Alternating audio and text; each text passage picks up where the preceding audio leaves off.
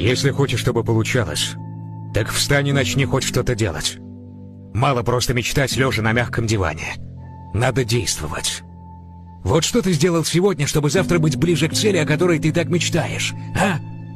А вчера? Если уже взялся за это дело, так побеждай. Что тебя сейчас останавливает? Боишься ошибиться? Так именно ошибки делают тебя сильнее. С каждым разом ты начинаешь видеть все по-другому. Что-то не получилось? Попробуй еще. Попробуй все возможные варианты, и ты найдешь свой. Кто-то сказал, что ты чего-то не можешь.